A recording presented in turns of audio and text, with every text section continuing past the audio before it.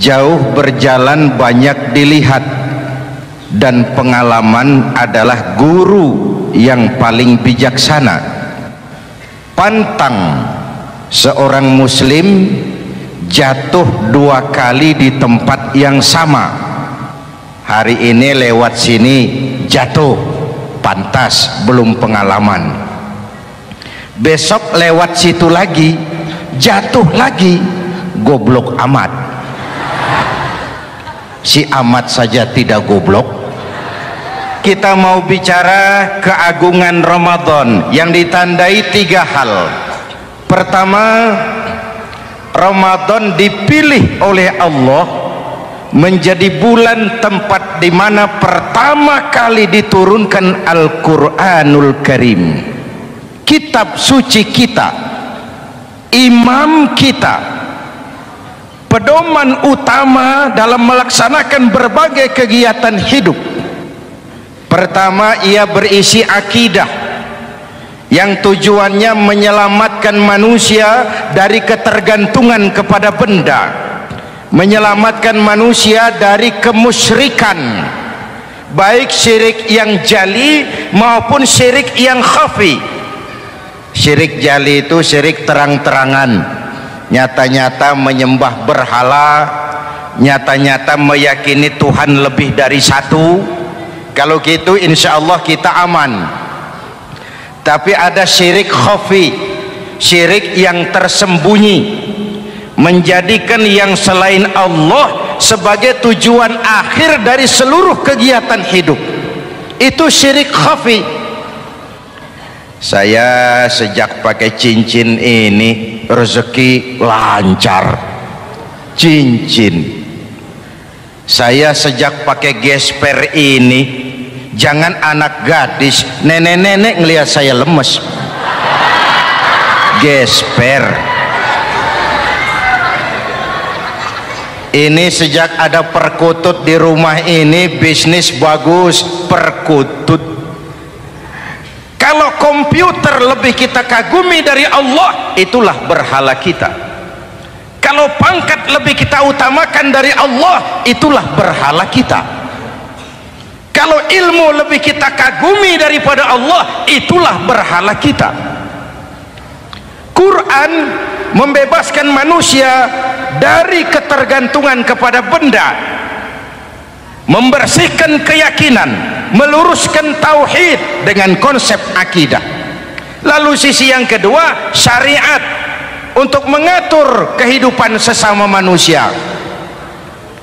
Selama ini kalau mendengar syariat yang terbayang oleh kita kan yang serem-serem, dan memang diopinikan sedemikian rupa.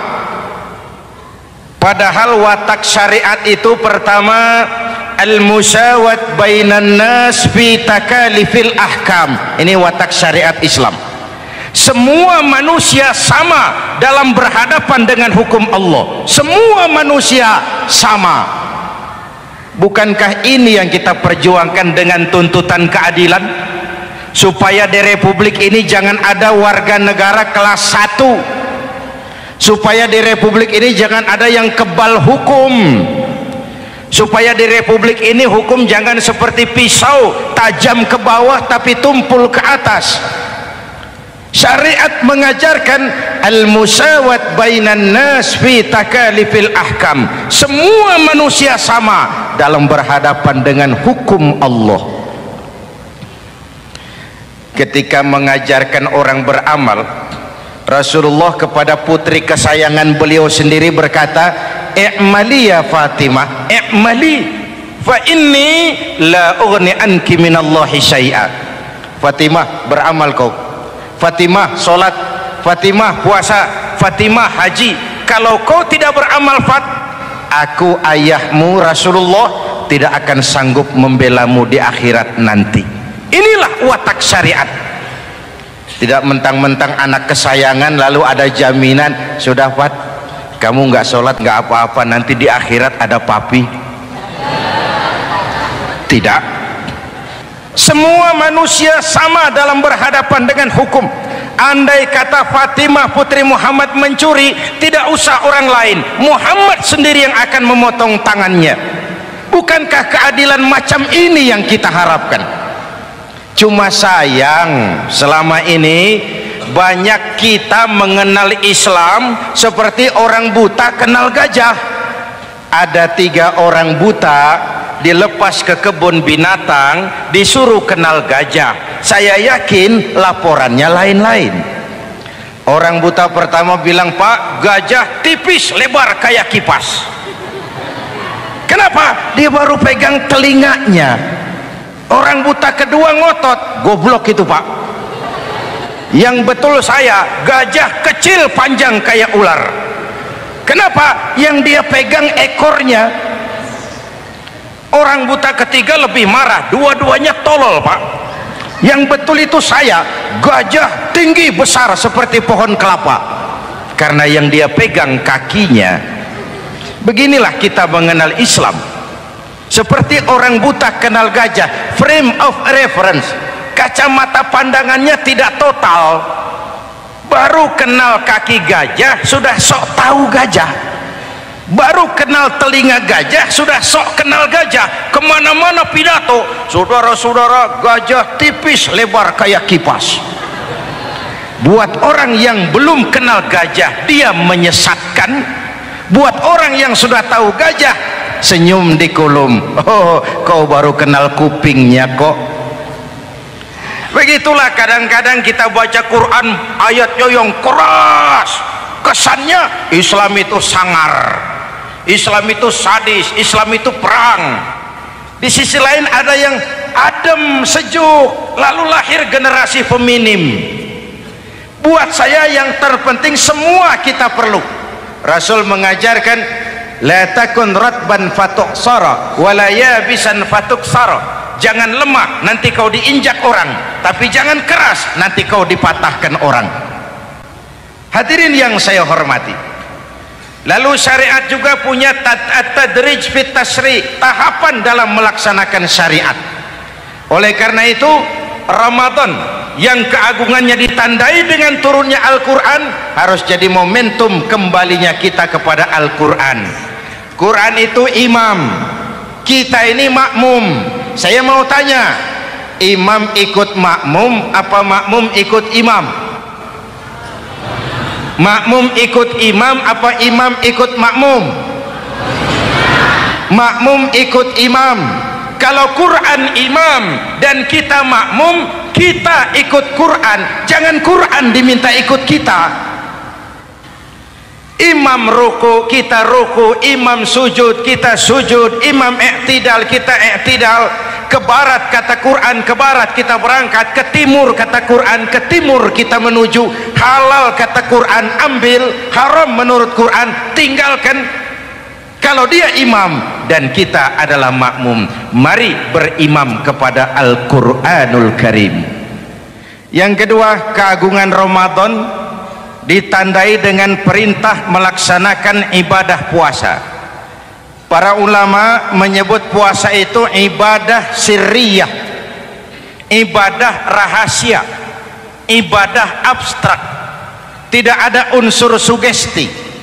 Kalau kita sholat, orang lihat. Kita sedekah, orang tahu. Kita pergi haji, satu kampung nganter. Kita puasa, cuma kita dan Allah. Pura-pura sholat ketahuan, Pak. Pura-pura sedekah nggak bisa dong, apa yang disedekahin. Pura-pura haji kemana perginya? Tapi pura-pura puasa gampang. Keluar rumah bibir lap yang kering, jalan lemesin dikit, ada angin miring, lemes amat puasa. Sirriyah, abstrak. Ibadah lain bisa dinilai, wah itu teman kita sodakohnya berani ya. Kok tahu kamu? Kelihatan dari jumlahnya. Itu sholatnya khusyuk ya. Kok ngerti kamu? Kelihatan dari geraknya. Tetangga sebelah itu rasa-rasanya hajinya mabrur ya. Kok ngerti kamu? Kelihatan dari tingkah lakunya setelah pulang haji. Kalau yang sebelah lagi itu haji tomat. Di Mekah tobat sampai kampung kumat. Ibadah lain kelihatan bisa dinilai, tapi puasa tidak bisa dinilai. Belum pernah saya dengar orang bilang, teman kita puasanya mantap betul ya, kok tahu kamu? Beludah terus. Nggak ada hubungannya. Oleh karena puasa ibadah sirri, ibadah abstrak, maka yang terbentuk dari ibadah ini pertama keikhlasan. Ini sikap hidup yang paling penting. Orang lain mau puji atau tidak bukan soal, orang lain mau dengar atau tidak bukan soal. Ini urusan saya dengan Allah. Dari ibadah sirri seperti ini terbentuk keikhlasan, dan itu penting.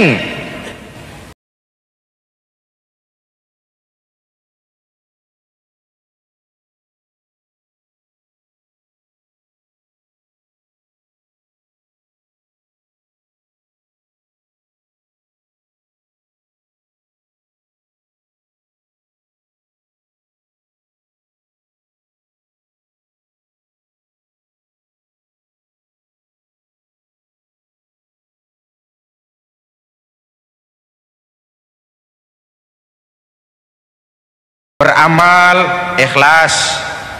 Saya menyantuni yatim bukan karena disorot TV, bukan karena masuk majalah, bukan karena dimuat koran, karena Allah. Berpakaian ikhlas. Saya berpakaian ini karena perintah Allah menutup aurat, bukan karena tuntutan Ramadan. Kalau cuma tuntutan Ramadan saja bagus busana muslim. Selesai Ramadan kembali pusar merajalela. Menerima jabatan ikhlas, ini amanah dari Allah. Jabatan adalah alat untuk mengabdi, bukan cuma alat yang melahirkan kekuasaan dan fasilitas. Kalau kekuasaan dianggap sebagai fasilitas dan kekuasaan, maka yang lahir tentu akhirnya maling-maling baru, yang lahir rampok-rampok baru, yang dikuras ya harta negara. Hadirin yang saya hormati, ikhlas menerima jabatan dengan keyakinan ini amanah Allah, amanah akan dimintakan pertanggungan jawab. Ini alat untuk berbuat baik, ini alat untuk mengabdi. Kalau cuma digambarkan kekuasaan jabatan sebagai kekuasaan dan fasilitas, itu yang lalu banyak melahirkan rampok-rampok baru. Betul? Iya, kalau jabatan kan gajiannya jelas. Menteri gajinya jelas, anggota DPR gajinya jelas, presiden, wakil presiden gajinya jelas. Tetapi ketika fasilitas dan kekuasaan banyak memberikan hasil, jangan heran lalu muncul penjarahan terhadap kekayaan-kekayaan yang justru merupakan milik rakyat. Ikhlas dalam menerima jabatan, ikhlas dalam berbuat, ikhlas dalam beramal. Lalu yang kedua, jujur. Tadi siang saudara sholat zuhur apa tidak? Sholat. Yang sholat? Ya enggak, ya enggak. Sebelum sholat zuhur kan saudara berwudu. Waktu berwudu kan saudara berkemur, memasukkan air ke mulut. Umpama waktu berkemur saudara korupsi, dikit saja airnya saudara minum, jangankan hansip, jangankan satpam, jangankan polisi, teman sebelah pun tidak tahu kalau waktu berkemur kita korupsi. Kenapa kita tidak mau melakukan itu? Ada rasa malu kepada Allah. Alangkah positifnya kalau ini diterjemahkan dalam kehidupan. Sekarang kan kita berpikirnya Allah ditekan. Kamu korupsi ya? Iya, Tuhan kan tahu. Biarin, Tuhan mah tahu, nggak ribut. Nggak ribut katanya. Tapi kalau orang, 3 orang saja tahu, geger kantor. Bayangin, Tuhan aja ditekan, Tuhan diintimidasi, apalagi orang lain. lahir etika otonom, daya kontrol yang paling ampuh yang muncul dari dalam jiwa kita sendiri, keikhlasan yang dibentuk oleh pelaksanaan ibadah puasa, kejujuran yang dibentuk oleh pelaksanaan ibadah puasa, lalu kesabaran. Kata Nabi, as-siyamu junnatun, puasa itu benteng, dinding. Fa idza kana yaumus siyami ahadikum, kalau salah seorang kamu tengah berpuasa, fala yarfus, jangan berkata kotor, wala yafsuk, jangan berkata keji, wa in sabahu ahadun au qatalahu falyaqul inni shaim, inni shaim. Kalau ada orang mencaci maki dia, bahkan mengajak dia berkelahi yang menurut ukuran dia mesti menang, tapi karena puasa, maaf, saya bukan gak berani sama kamu, saya sedang puasa. Kalau mau berkelahi juga ntar aja habis buka, segeran dikit berantemnya. Inni shaim, maaf saya sedang berpuasa. Itu merupakan benteng. Orang itu kan kalau lagi puasa kondisi lapar, haus, temperamen kan tinggi, sedikit tersinggung temperatur naik, sama marah gampang. Kalau waktu begitu dia bisa sabar, ketika kenyang sudah nggak ada masalah. Sabar baik dalam taat kepada Allah, sabar dalam melaksanakan perintahnya, sabar dalam meninggalkan larangannya, dan sabar di dalam menghadapi musibah, kesulitan-kesulitan dalam kehidupan kita. Hadirin, kalau ibadah berpuasa kita baik, kita yang malam ini pasti bukan kita 20 hari yang lalu.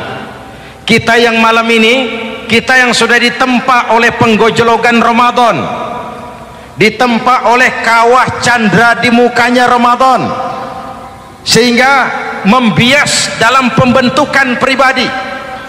Setiap ibadah yang dikerjakan dengan benar pasti punya dampak positif dalam meluruskan moral orang yang melaksanakan ibadah itu sendiri.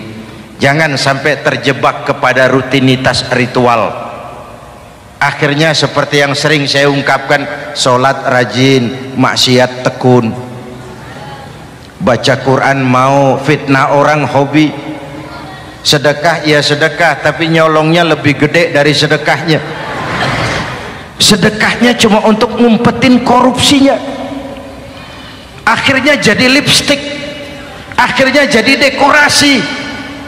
Setiap ibadah yang dikerjakan dengan benar punya dampak positif dalam meluruskan moral dan memperbaiki akhlak orang yang melaksanakan ibadah itu sendiri. Begitulah Ramadan, ada pelaksanaan ibadah puasa, dan untuk puasa Nabi bersabda, lis-shaimi farhatani, farhatun indal iftar wa farhatun inda liqa'i rabbih. Buat orang yang berpuasa ada dua kegembiraan yang tidak dimiliki oleh yang tidak melaksanakan puasa. Dua kegembiraan. Pertama, farhatun indal iftar, kegembiraan menjelang saat-saat berbuka. Hati itu besar, rasa optimisme, padahal bukanya cuma sama tempe, sama tahu, sama ikan asin, tapi entah makin dekat maghrib hati makin berbunga, ada kebahagiaan yang tidak bisa diceritakan. Allahumma lakasumtu, ya Allah hari ini saya laksanakan perintahmu, saya lawan rasa nafsu, saya tempuh lapar, haus, saya tunaikan semua ini. Itu kegembiraan yang puasa.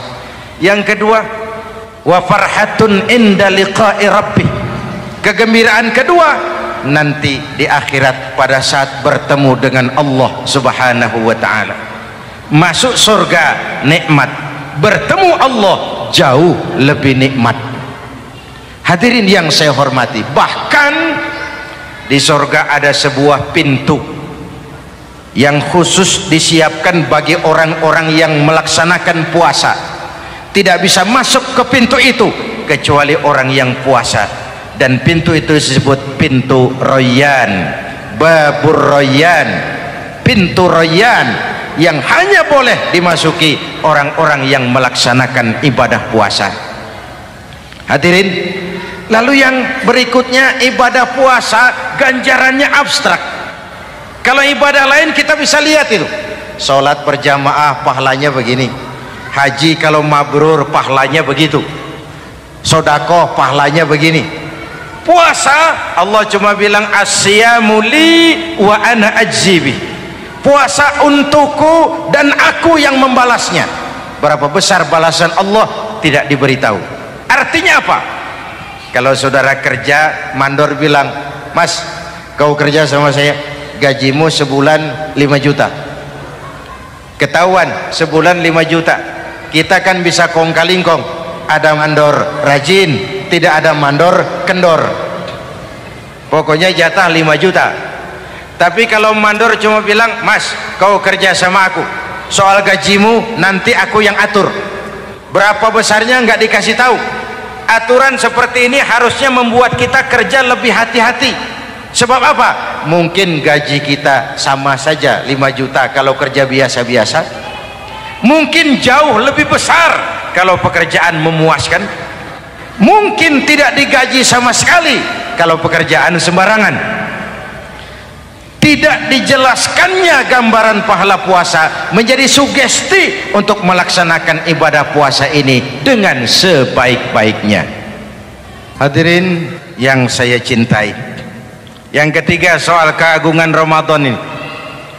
Di dalam bulan Ramadan ada satu malam yang bobotnya khairun min alfi syahrin, satu malam tapi lebih baik daripada 1000 bulan, yang kita kenal dengan malam Qadar atau Lailatul Qadar. Sementara itu adanya pada sepertiga yang akhir dari bulan Ramadan, terutama di malam-malam ganjil. Di negeri kita lihat terjadi pergeseran nilai. Awal-awal Ramadan minggu pertama pasar sepi, masjid ramai, full house, meledak. Betul?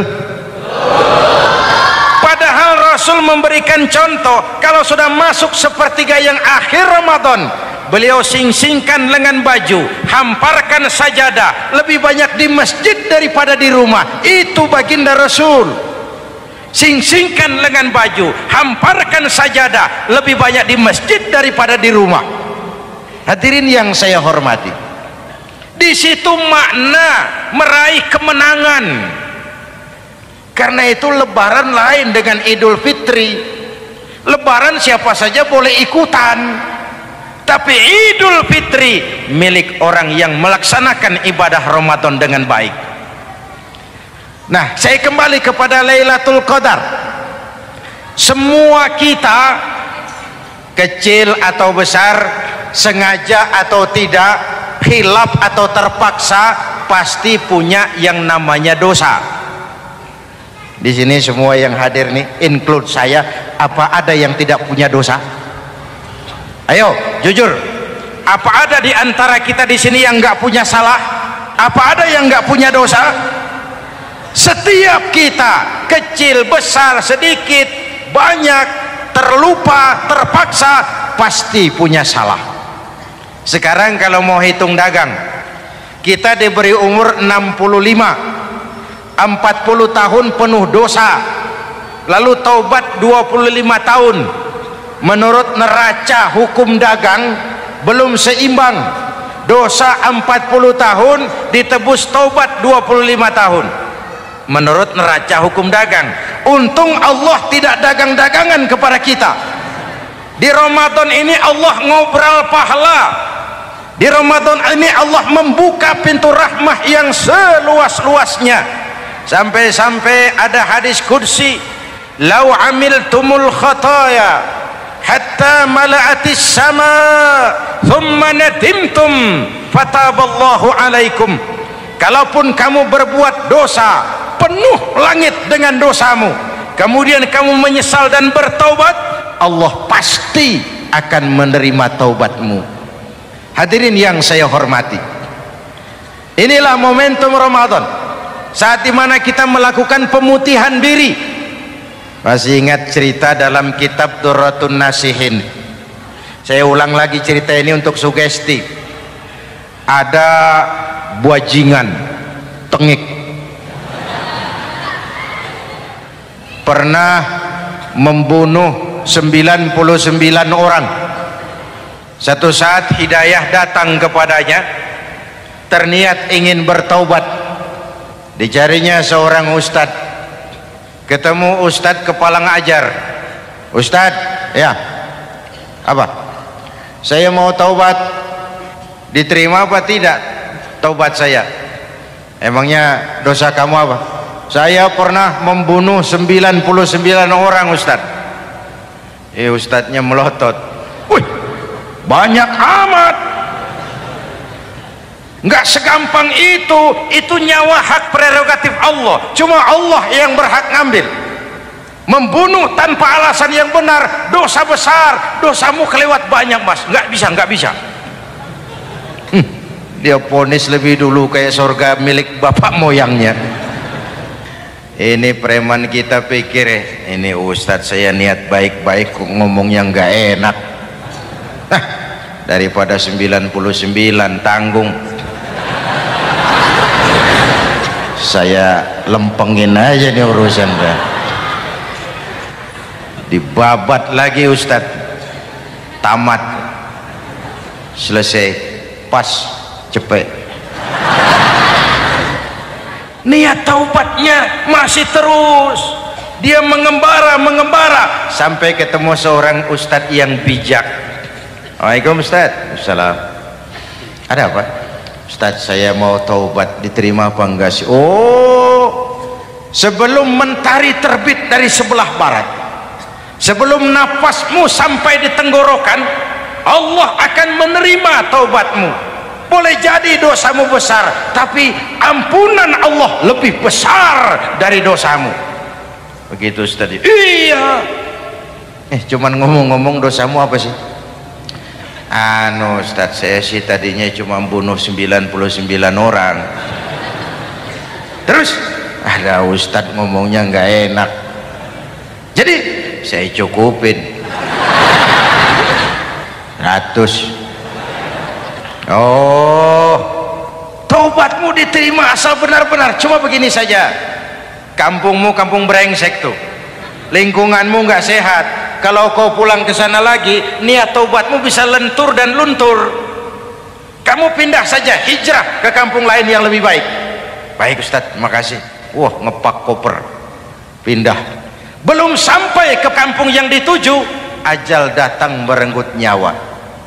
Ketika ruh keluar dari jasad, ini malaikat rahmah dengan malaikat azab rebutan.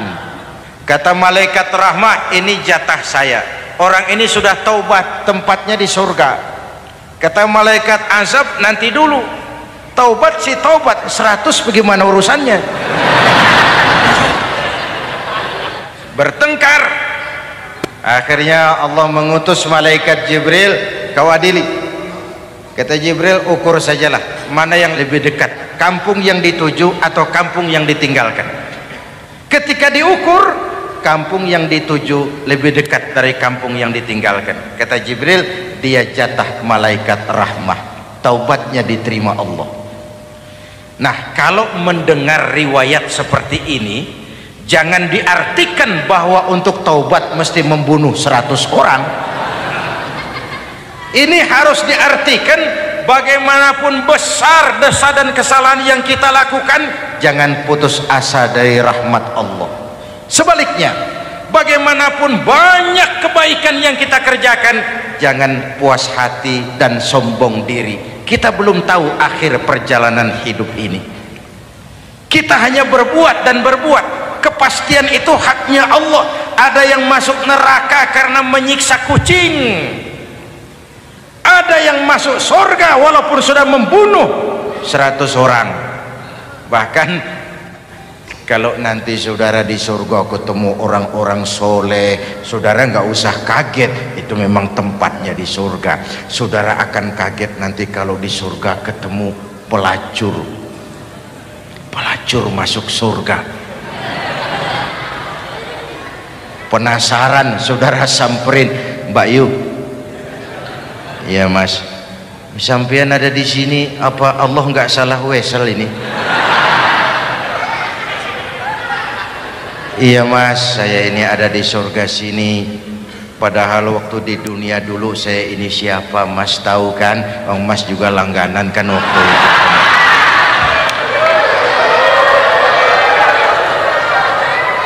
Tapi terus terang saja mas, waktu di dunia itu saya terpaksa betul. Sejak lahir saya sudah yatim piatu. Sejak kecil sudah yatim piatu. Ada tetangga saya muslim sedikit kaya, tapi pelitnya 17 setan. Akhirnya demi tuntutan perut saya merantau ke kota besar. Ada yang nolong, katanya kerjanya ringan, uangnya lumayan. Apa? Yaitu demi sesuap nasi saya lakoni. Satu malam saya lagi berangkat dagang lewat masjid Baitul Ihsan, ada ceramah, saya dengar dari jauh ustadznya pidato, katanya Allah berpesan, lau amiltumul khataya hatta mala'atis sama thumma nadimtum fataballahu alaikum. Kalaupun kamu berbuat dosa penuh langit dengan dosamu, lalu kau menyesal dan bertaubat, Allah pasti akan menerima taubatmu. Mendengar hadis itu mas, berlinang air mata saya. Terbayang dosa-dosa yang pernah saya lakukan. Terbayang orang-orang yang pernah menanamkan modal asing.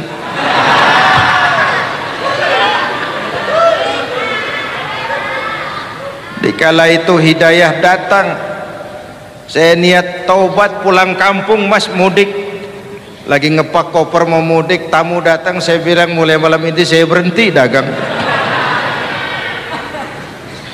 Taubat saya sebenar-benarnya, taubat saya diterima Allah, walaupun mampir dulu, transit dulu di tempat lain, akhirnya saya sampai juga ke sini. Inilah Ramadan. Orang baik bukan orang yang tidak pernah salah, karena tidak ada orang yang tidak pernah salah. Orang baik kalau dia berbuat salah, dia segera sadar, dijadikannya sebagai pelajaran untuk tidak diulanginya lagi di masa yang akan datang. Maka Nabi berpesan, tuba liman syaghalahu aibuhu an uyubin nas. Beruntung benar orang yang kekurangan dirinya menyebabkan dia sibuk sampai tidak sempat mencari-cari kekurangan orang lain. Tapi celaka benar orang yang terlalu sibuk mencari-cari kekurangan orang lain sampai lupa dengan kekurangan dirinya sendiri.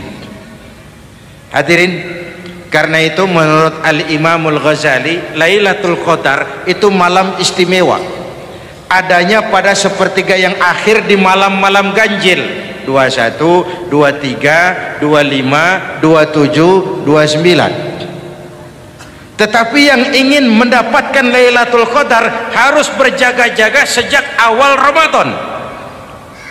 Nggak bisa pakai ilmu ngancem. Wah ini 21 malam nih, nggak keluar-keluar dari masjid.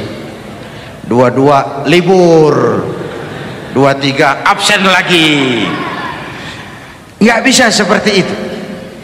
Ingin mendapatkan Lailatul Qadar harus berjaga-jaga sejak awal Ramadan. 1000 bulan kira-kira 83 tahun. Rata-rata umur orang sekarang kita ini jarang yang sampai 83. Jarang. Kalau menyontoh Rasul jatah kita 63. Hadirin yang saya hormati, sehingga dikatakan itulah fasilitas yang diberikan Allah kepada umat Muhammad ini. Walaupun umurnya relatif pendek, tapi amaliyahnya tidak kalah dengan umat zaman dulu. Benar, Nabi Nuh umurnya 950 tahun. Ibadah umatnya berarti panjang, tetapi mereka tidak ada Lailatul Qadarnya.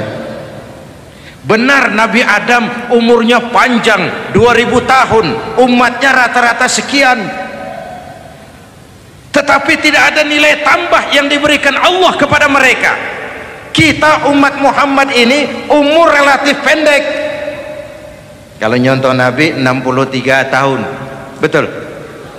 Tapi bayangkan ada Lailatul Qadar yang nilainya khairun min alfi syahrin, lebih baik daripada 1000 bulan, dan 1000 bulan 83 tahun. Kalau 10 tahun berturut-turut memanfaatkan Lailatul Qadar, maka artinya umur kita sudah sama dengan umur umat Nabi Nuh alaihi salam. Kualitas ibadahnya yang saya maksud itu.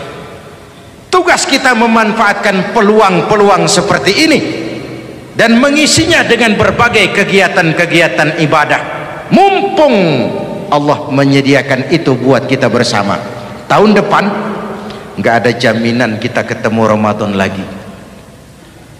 Karena itu mumpung senyampang ini diberikan kesempatan memasuki minggu-minggu 10 yang terakhir dari Ramadan, sing-singkan lengan baju, hamparkan sajadah, dan berusaha lebih banyak di masjid daripada di rumah.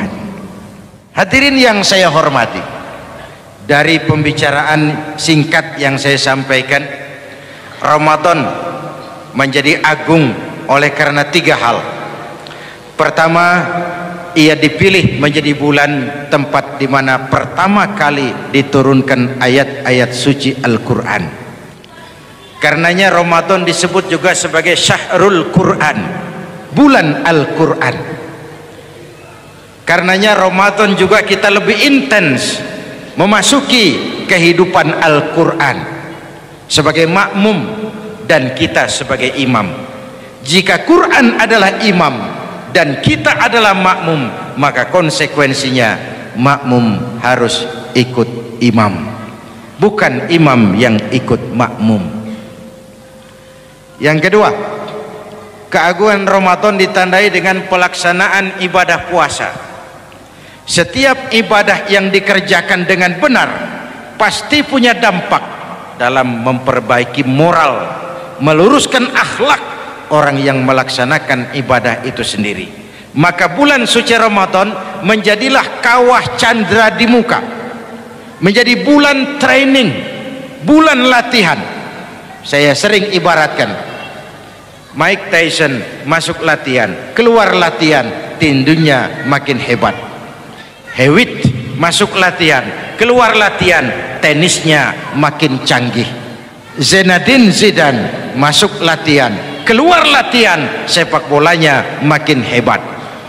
Kalau latihan tiap hari, main kalah terus, orang kan ngomong, buat apa latihan? Kita sebulan penuh latihan supaya bulan-bulan sesudah Ramadan nanti kita jangan sampai kalah dalam permainan hidup ini. Hidup ini kan permainan. Ada yang sekarang ini main sebagai pedagang, main sebagai pejabat, main sebagai pengusaha, main sebagai seniman. Hidup ini permainan. Wa mal hadhil hayatud dunya illa lahwun wa la'ib. Ini cuma permainan. Senarionya sudah ditetapkan oleh sang sutradara Allah Azza wa Jalla. Ini permainan saja. Maka bermainlah sesuai dengan aturan main, karena hidup memang permainan. Tapi jangan main-main. Walaupun ini permainan, bermainlah dengan benar, jangan main-main. Kalau main-main kalah. Sepak bola permainan, main-main kalah. Bulu tangkis permainan, main-main kalah. Hidup ini permainan, main dengan benar, main sesuai dengan aturan main, main-main kalah. Hadirin yang saya hormati, karena itu 1 bulan untuk menghadapi 11 bulan sesudahnya. Yang ketiga, ditandai keagungan Ramadan dengan ada nuzulul Quran, diberikan Allah kepada siapa saja yang dikehendakinya. Semoga ibadah yang sudah kita kerjakan kiranya diterima Allah. Yang masih akan kita kerjakan diberikan kita kekuatan zahir dan batin untuk dapat melaksanakannya dengan sebaik-baiknya. Ala hadhihi niyyah wa ila hadratin nabi. Al-Fatihah.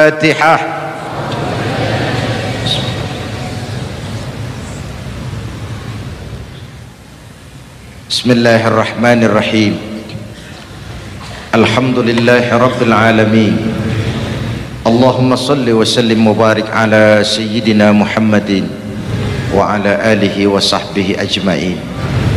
Ya Allah, dengan sepenuh perasaan dan pengharapan, dalam segala kerendahan dan kelemahan, ampuni dosa kami, dosa ibu bapa kami, dosa saudara-saudara kami umat Islam.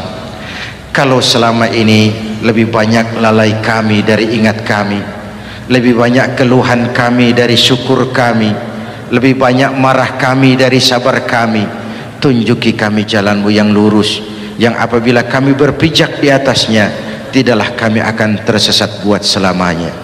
Ya Allah, karuniakan kepada kami rakyat dan bangsa Indonesia pemimpin-pemimpin yang takut kepadamu dan sayang kepada kami. Berikan mereka kekuatan zahir dan batin untuk dapat membawa kami rakyat dan bangsa Indonesia menapak menuju hari esok yang lebih pasti dan lebih baik. Rabbana hab lana min azwajina wa dhurriyyatina qurrata a'yun waj'alna lil muttaqina imama. Rabbana atina fid dunya hasanah wa fil akhirati hasanatan wa qina adzaban nar. Rabbana taqabbal minna salatana wa siyamana wa qiyamana wa takhashu'ana wa ta'abbudana wa tammim taqsirana ya arhamar rahimin. Rabbana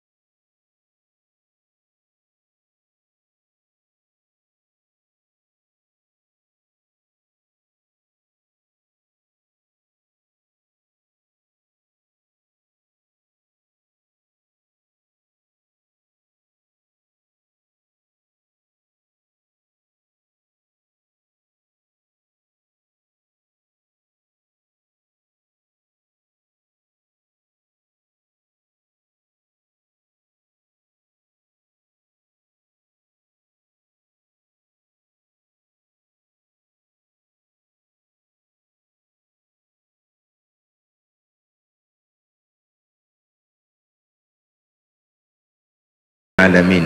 Wassalamualaikum warahmatullahi wabarakatuh.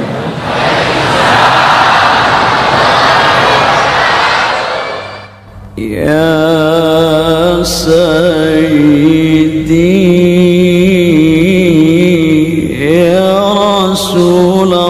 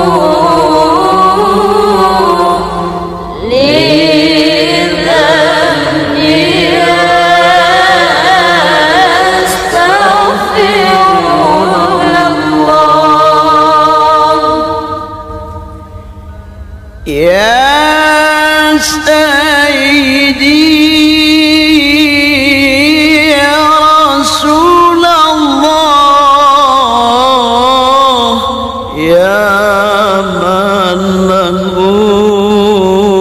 الجاه عند الله يا سيدي